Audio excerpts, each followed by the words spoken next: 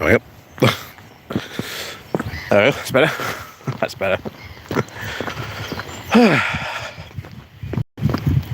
So, good morning, good morning, good morning, good morning.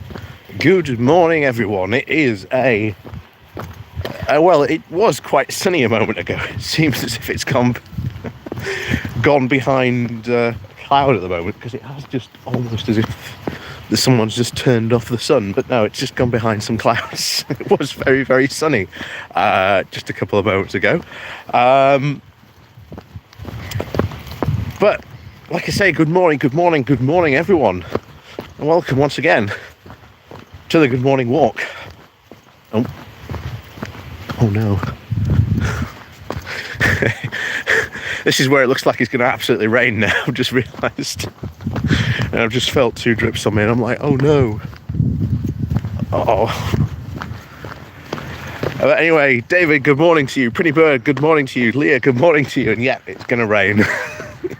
Hopefully, I don't know if you can see those storm clouds there right behind me. Oh.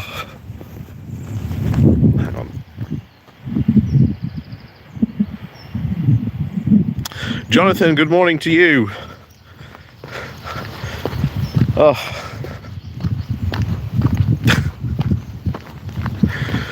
Oh, so I came out all prepared for for a nice sunny walk. Looks like it's absolutely probably going to tip it down. Oh, these are the things that happen when you do, live broadcasts. This is the fun of live broadcasts. Oh. But yes, interesting week, because I don't know how many of you have seen my little short video I did, because you obviously remember last week there was a big High Court battle, and there we go. It was a very interesting High Court battle this week, and as I said, obviously last week as well, it was probably going to set a lot of precedent, mostly around, especially when it came to can or cannot the government censor documents if the chair of the committee or the investigation committee asks for them. And as I said at the time, if the High Court turns around and says, no, that's going to be a big blow for any potential future inquiries or investigations or anything like that. But no, we won. We won on this. Oh. G. Russ, good morning to you, Zooland. Good morning, Threads. What did I do? Dave Walker, good morning to you. Oh yeah, I've already said that. Over to you, Dave. Yeah, no surprise the government lost at all. Well, yeah, like I say, it was always going to be, I think it was a roll of the dice the government attempted. It really does seem to be that. Really, really does seem to be that way. Bakura, good morning to you. But it really does seem that this was what they tried to do. They tried to roll a dice just to see if they could get away with it. And it doesn't seem like that. So they're now going to have to hand over all WhatsApp messages from Johnson, his diaries. They're pretty much going to have to hand over everything. So that's a good win for us, to be honest. It's a very good win, and it certainly does protect future inquiries, because the whole government's argument was about relevancy. Nick B, good morning to you. Because the government's argument was that, the stuff in these diaries, the stuff in this, discussed in Boris Johnson's WhatsApp stuff, that basically it's not relevant. It's not relevant to you. And it's not relevant to the inquiry. And you shouldn't be able to see it because The other argument was that ministers should be allowed to discuss policy. And yes, they are allowed to discuss policy, but one of the things we've got to see is, did their discussions have any impact on the way and the direction that we went in regarding to this?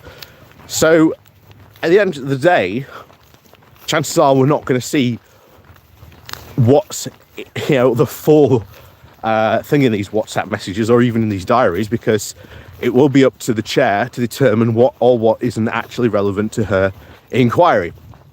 And I've already said before, if there was actually seriously anything in there, in these WhatsApp messages that were going to be, shall we say, embarrassing to Sunak, Boris Johnson and certainly Dominic Cummings would have already released it a long time ago.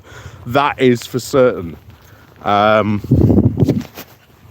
a lot of people have speculated one of the reasons why they are trying to not, or at least delay this release or not hand this stuff over, is because of the expectation that there is something embarrassing in there for Rishi Sunak. But as I said, if there really was anything in there, yeah, Boris or Cummings would have released it a long time ago. Oh, trust me, they would have released it by now. So, like I say, the inquiry does continue. And not surprisingly, if you've been keeping tabs on this inquiry like I have, currently it's in the pre-COVID stage, the preparedness stage. How prepared was the government really for the pandemic? Oh. Hi from Thailand. Good morning, all. Afternoon. Well, good afternoon to you.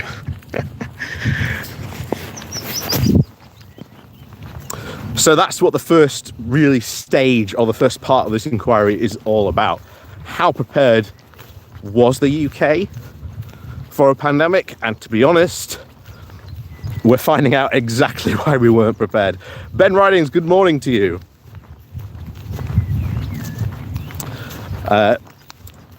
Released, I think if they wanted to hammer Rishi, I think they do it now, because he is not doing well in the polls. He is absolutely tanking in the polls. So if they wanted to release it, I suspect they would have done already. But like I say, who knows? We'll find out when the inquiry gets to that stage during the pandemic, or at least when the inquiry gets to that stage of its inquiries. But at the moment, it's pretty much telling us, and we're having all the government ministers saying exactly what we were saying, back in 2016. Oh yeah, we've got this massive project called Brexit, which is going to be highly time consuming, and even though we knew and could see COVID was on its way, they didn't do anything about it. And you've got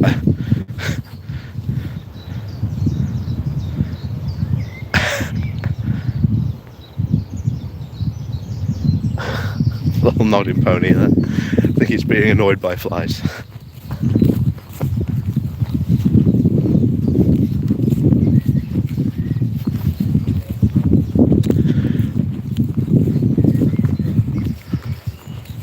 And, it goes all the way back to when we were at the end of 2019, at the beginning of 2020. I certainly did a video about us on this sort of the Remain side, saying maybe we should hit the pause button. Maybe we should hit the pause button and see on this. But Kura, do you still expect an early general election? That's a fly.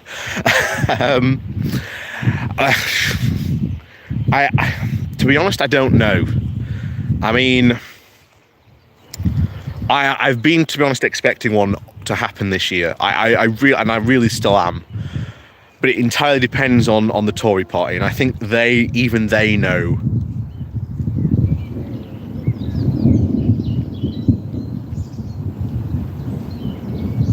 Oh, don't know if you heard that thunder there. That's quite concerning, being out in the middle of a field.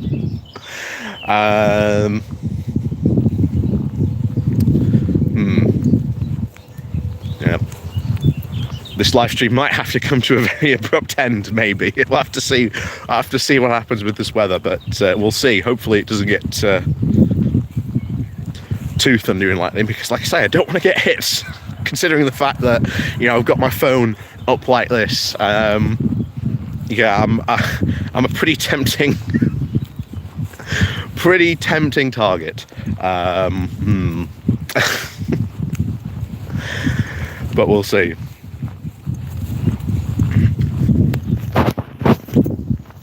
So anyway, back to that question. Early general election. Again, it all comes down to what the Tory party wants to do. I mean, they're going to want to stay in power for as long as possible, because their strategy really is we're going to lose the next general election. We know we're going to lose.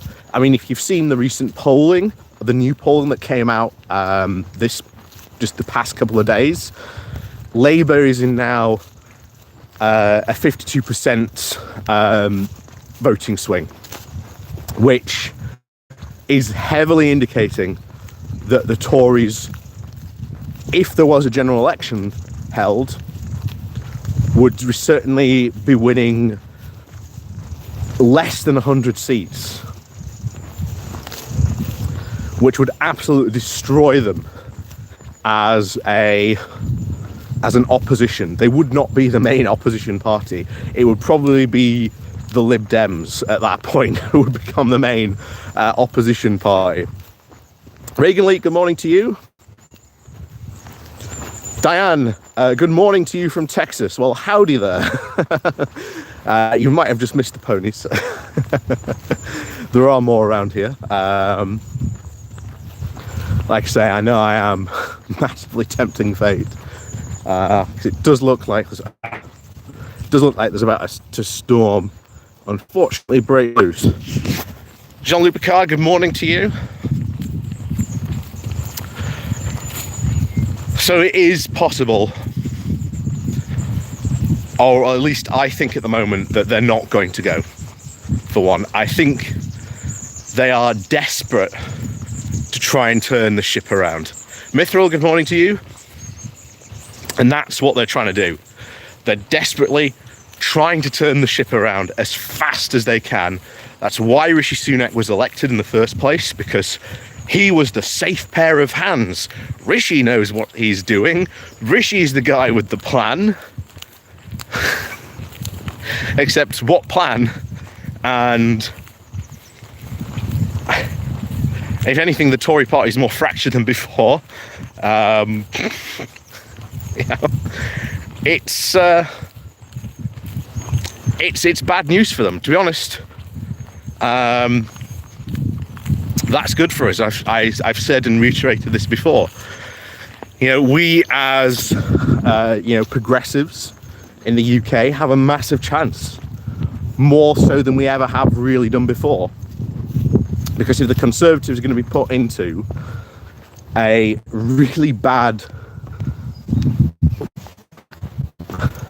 if they're going to be put into a position where they've lost just so many seats, we've got a position where you've got the Labour coming in, you've got the Lib Dems who are going to be coming in, and probably coming in with a very, very big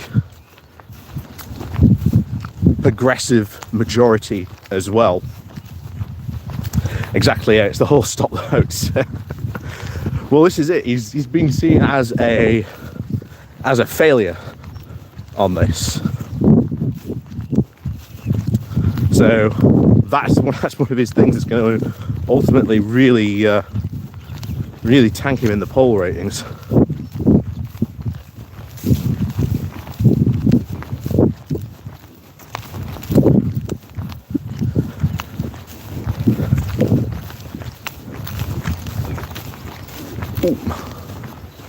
Yeah, he's failed all 5 of his pledges. Exactly, David. And this is the big thing of what's he actually done to try and secure his 5 pledges. Oh.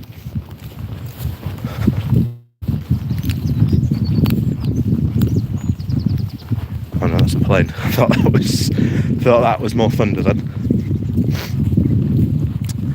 But what's he actually done to secure those 5 pledges? What policy has he actually rolled out?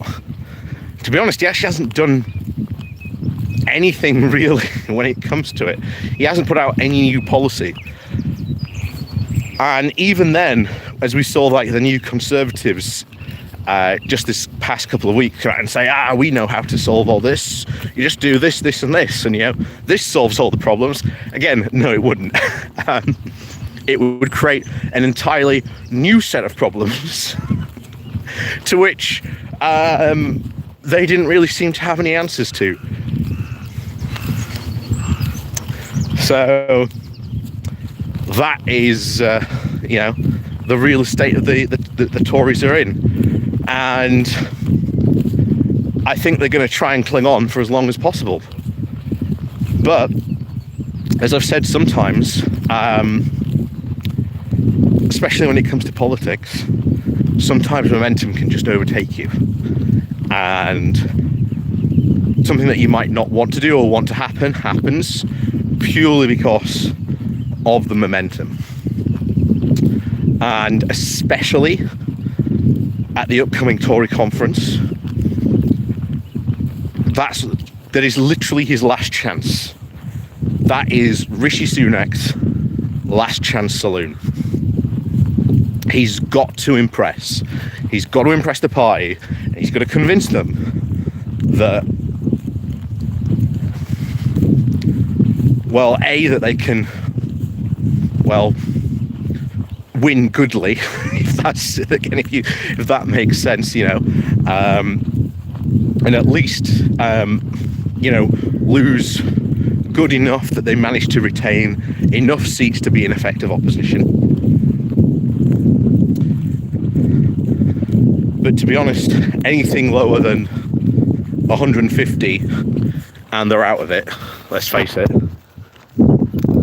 But anything lower than 100 or even 100 or less, well,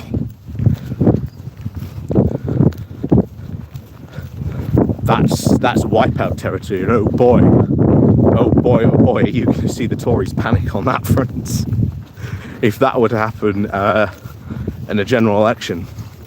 That's for sure.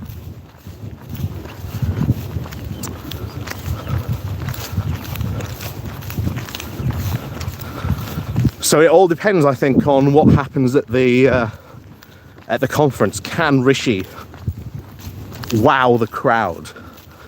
And to be honest, I don't think he can. Sunak has shown very, very recently that he's not the biggest crowd pleaser I think that the Tories expected him to be. So he's really going to have to wow the crowd. But you've got, what, 4, 5 potential by-elections coming up? Ultimately, potentially, all of them they are going to lose, either to Labour or the Lib Dems.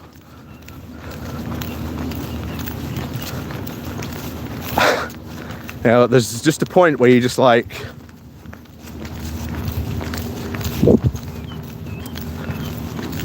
what panic is going to set in amongst them after that? But oh boy, are they going to squabble. And this is why I said it offers us such a good chance for progressives across the parties, for people in the Lib Dems and in Labour, to really sort of get together and go, this is a good progressive policy, we want it done, let's do it. And that's really the opportunity that comes up, because ultimately I think, to be honest, the Tories are going to be in an absolute mess for, you're talking at least maybe at least the next decade, which means if you've got no effective Conservative opposition, this opens the way for progressives. And here's the thing, we on the left, because it tends to be us on the left that have the progressive ones, we've got to learn to compromise on stuff. So this will mean that, and I've said it before, in politics, you don't get everything you want. You don't get everything you want in politics. You've got to compromise, and there's going to be a lot of cases where maybe we see something that's really good that we want to go for, that progressive policy, but maybe we have to compromise to get it passed. But if this policy can have good outcomes, that's what's going to be important. And to be honest, one of the first things that the new government comes into it, whether it be a Labour-Lib government, first thing that they've got to do is really sort out the economy.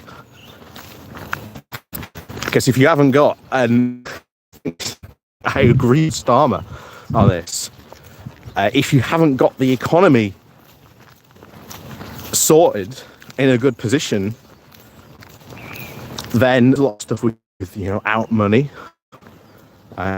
some stuff around, signing up to deals with, alignment deals with the EU, things like that,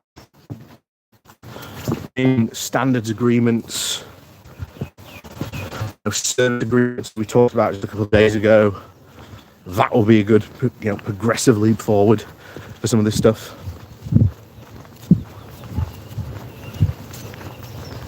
So we'll see what happens. But we'll have to see what happens if there really is. An election this year. Then we'll have to see. But at the moment, like I say, the polls are very, very much showing it's going to be a Tory wipeout. It is going to be an absolute wipeout for the Tories.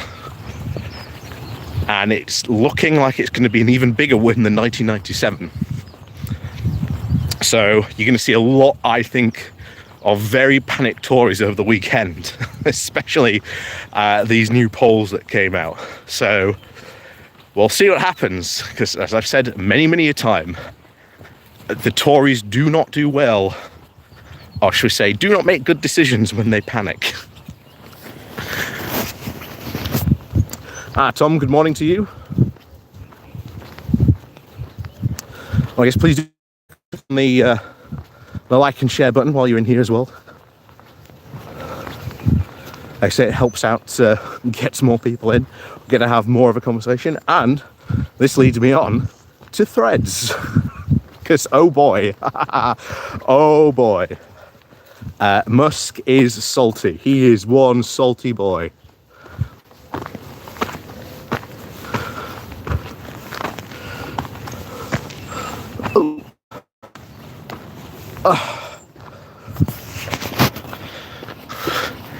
Oh, the wedding email.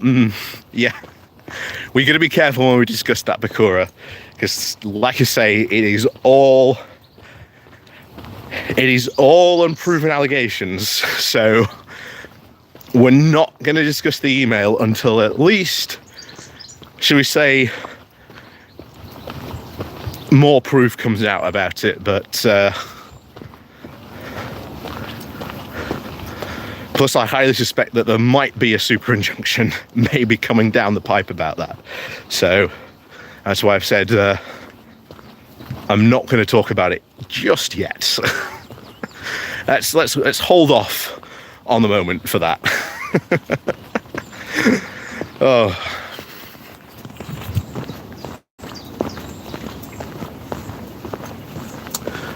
So, Threads. It's here. Conservator, good morning, possums. Good morning to you.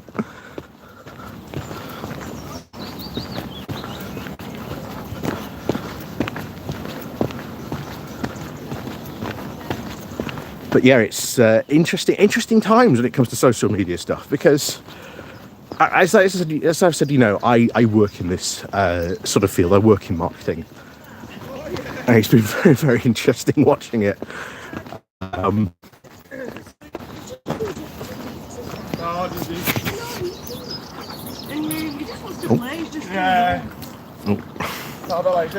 we see it? No, they don't. Oh no, there he is. Get down. Oh, sorry, I didn't see him there.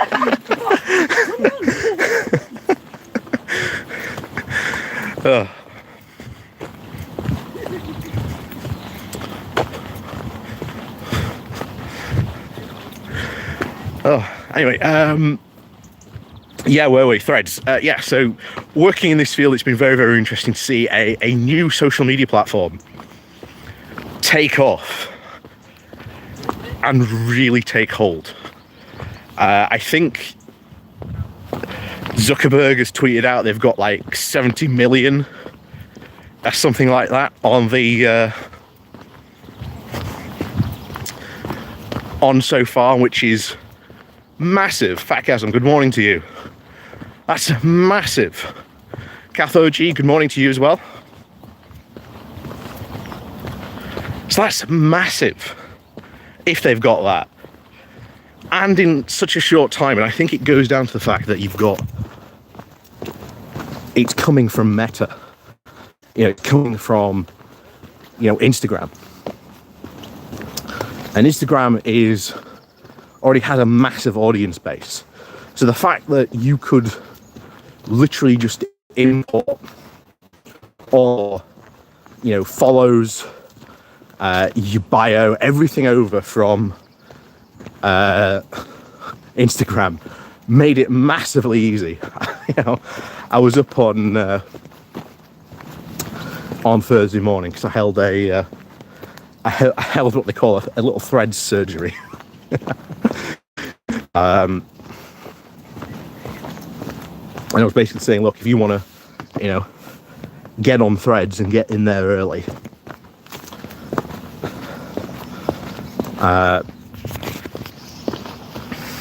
you know, I'm going to be there. I'm going to be helping you sort of get transferred over onto Threads.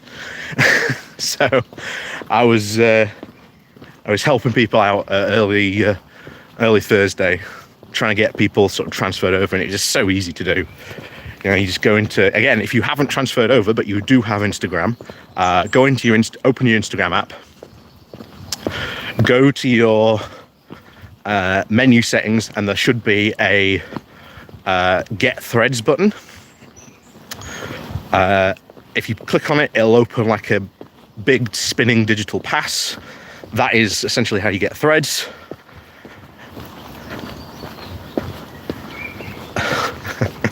How long before it descends into threats? We'll see.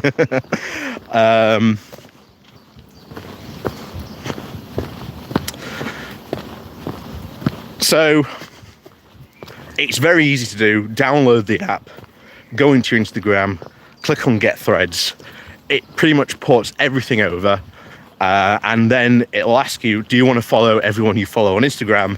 Bang. Easy as that. Easy as that. Of course, there's still a lot of functionality missing in it as well. Even though, like I say, the guy who's running Threads says they've still got a lot of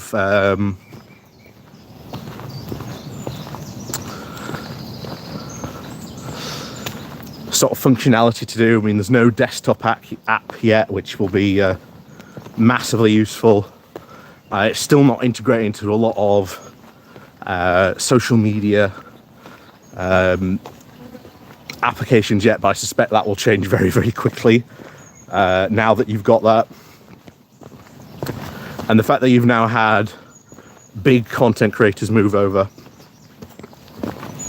and news, and even what kind of shocked me was, you know, every single police force had actually moved over onto Threads within 24 hours of it opening, which I actually just found quite amusing as a little factoid for you. So even our police forces are betting on the fact that Threads is going to be a big, or at least become a big platform.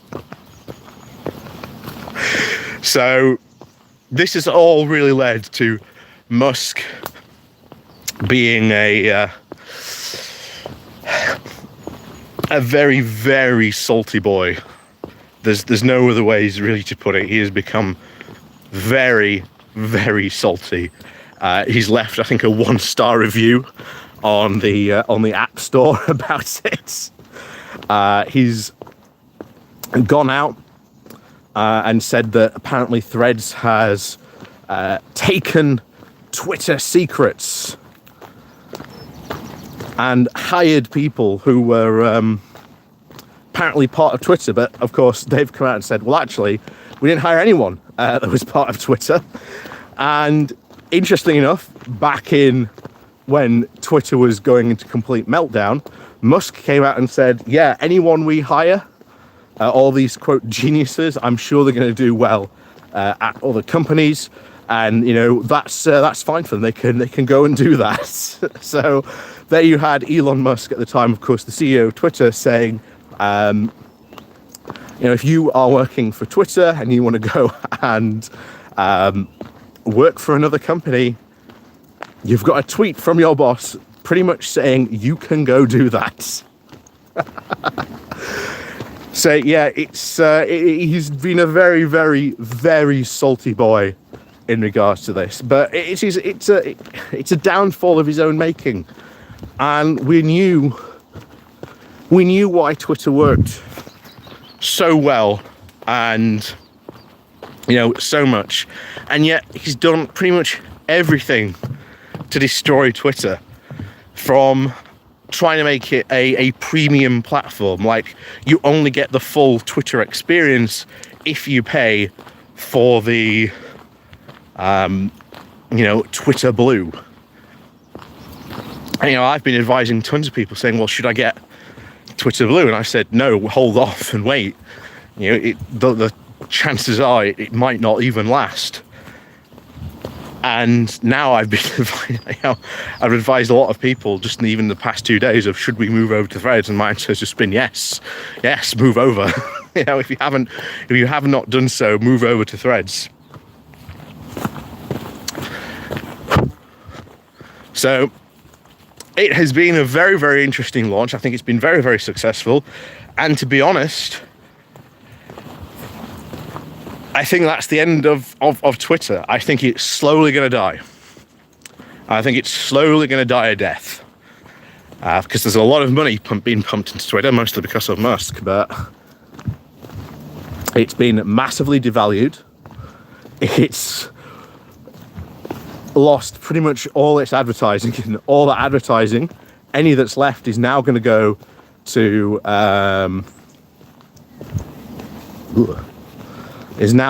probably over to Threads when they open up their own advertising function as well, because of course they're going to do that sooner or later. Like I say, it helps them run, obviously helps them run, so I can't really begrudge them you know, adverts.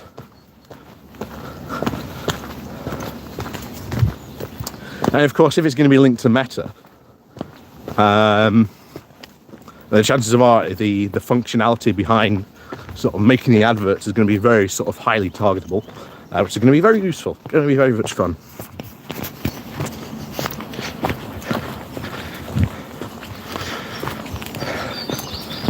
So that's the whole Threads thing, and I doubt they'll have a fight like they've said that they're going to, although it would be hilarious. You know, Elon Musk versus Mark Zuckerberg, fighting it out in the Colosseum, because I think Italy offered them the Colosseum to fight in. Oh, but yeah, it's a brand new social media platform that if you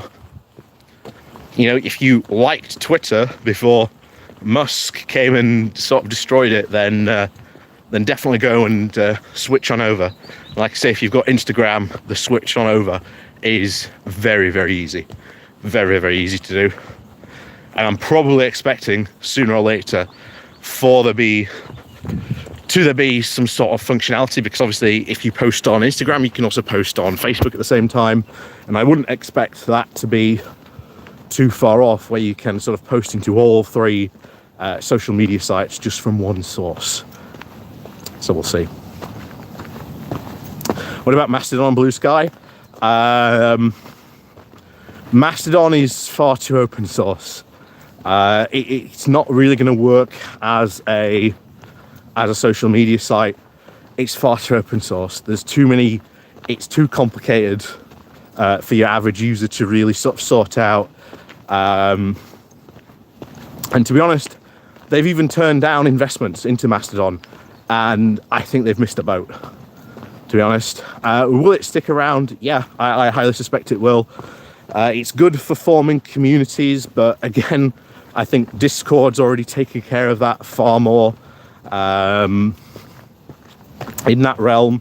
So it'll probably stick around in the background for like very specific, highly niche communities.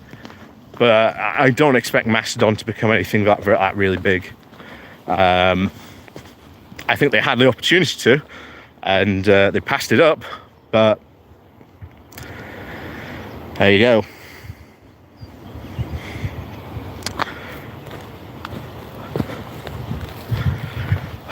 But yes, the other thing I wanted to talk about, speaking of Sunak, because I just saw, I wish Sunak could be bought out. Sunak at the Foreign Affairs Committee. Oh boy. I don't know what Rishi Sunak has done to piss off Tom Tugendhat, but oh boy, did Tommy Boy absolutely lay into Sunak. He absolutely laid into him in that committee.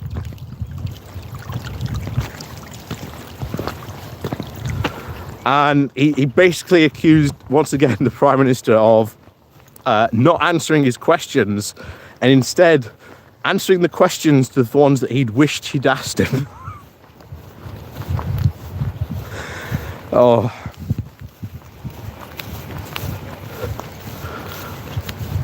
But yeah, that was an interesting Foreign Affairs committee that day. That was a very interesting committee, because there is clearly now no love lost between Tugendhat and Sunak. Of course, both from different sections of the Tory rivalry committee. And of course, Tugendhat has made the Foreign Affairs Committee his own, very much his own personal fiefdom. In fact, it's how he's become really so popular within the party. Although at the moment the polls don't really show him being that popular. Like I say, Ben Wallace, still massively popular in that regard. Oh, thank you very much, Maggie Pie. Rishi Sunak is in so much trouble, it's tragic. Yeah. Well, this is it. It's his own making. It's his own making. And thank you very much for the super chat as well, by the way. It's his own making.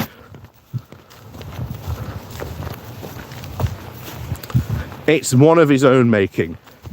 There is so much, as people have said, he could even do, even from a conservative standpoint, of stuff that I don't agree with. There are experts out there saying Sunak could do this, he could do this, there's all sorts of stuff he could be doing, and yet he's doing nothing. Because I think it just goes to show you just how divided, as we always say, the Conservative Party has become. It has become now just so ungovernable. Sunak's not even in control of his own party. And when you are a leader and you're not in control of your party, that's bad news. That is incredibly bad news. So he's just going to continue to flounder. And I think someone asked the question of would Sunak stay on as an MP? No, I absolutely don't think he would. I think there's every chance that he just leaves, because if I were Rishi Sunak, I wouldn't want to stay in the party. I wouldn't want to stay in the party at all. It seems to be very, very quickly becoming a bad place to stay. And to be honest, Sunak would gladly, happily just, we say, pop on for it.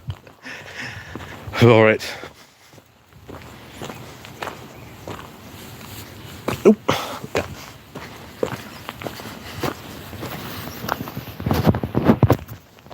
Let's just wait for him to return to PMQs. Well, he's not going to be there next week because he's at the NATO summit. And of course, he wasn't there this week. And then I think it's recess after that.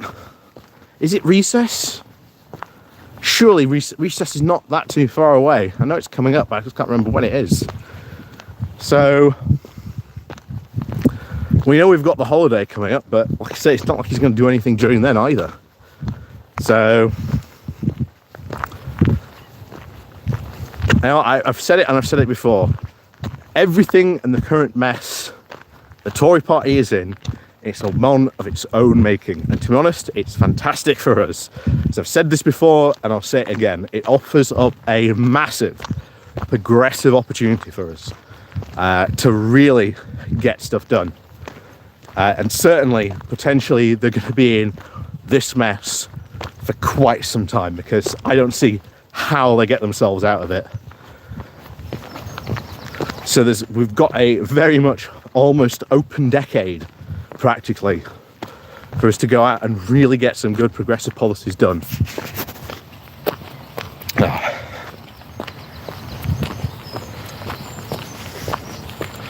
So yeah, we'll see. We'll see what happens when it comes to the next general election, but it's not going to be good. It's not going to be good in the slightest for poor Rishi Sunak. Yeah, but to be honest, who could have got them out of this? Who could have got them out of this pit that they've dug themselves into? I don't think there's anyone, to be honest, in the current Conservative Party that could even get them out of this. But yeah, we'll see. We'll see what happens.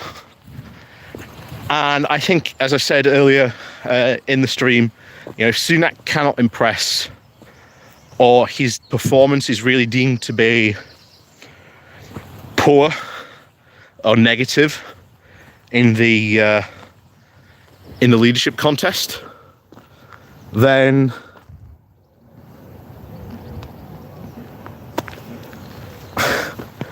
I think he might receive a leadership challenge, depending on, of course, how his performance at the conference goes and how the conference is perceived, because I don't think there's going to be a lot of very happy Tories in and around there.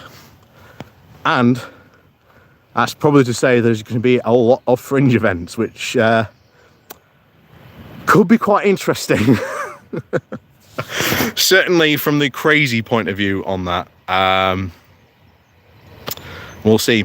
Will Oliver Dowden act as a caretaker PM into the election? I doubt it. He's not very popular either. I think if you want it on a popularity contest, you give it to Ben Wallace. He's the most popular Tory at the moment. But I don't even think Ben Wallace could get them out of this situation.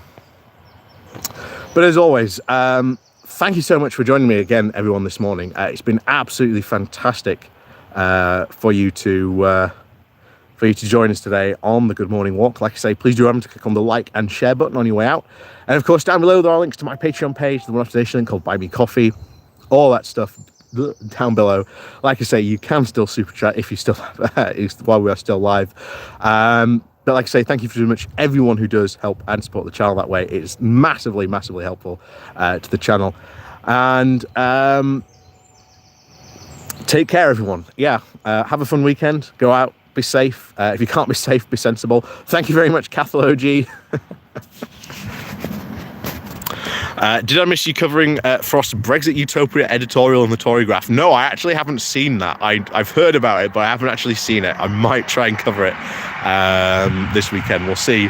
We'll see if we can get that covered. But thank you very much, Cathal, for the super chat. Thank you very much. And as always, like I say, thank you very much, everyone, for joining me on today's Good Morning Walk. Like I say, it's been absolutely fantastic today. I thought it might suddenly turn out to be a storm, but no, actually, as you can see, it's actually quite good. So, thank you very much for joining us, and of course, as always, we'll see you all next time.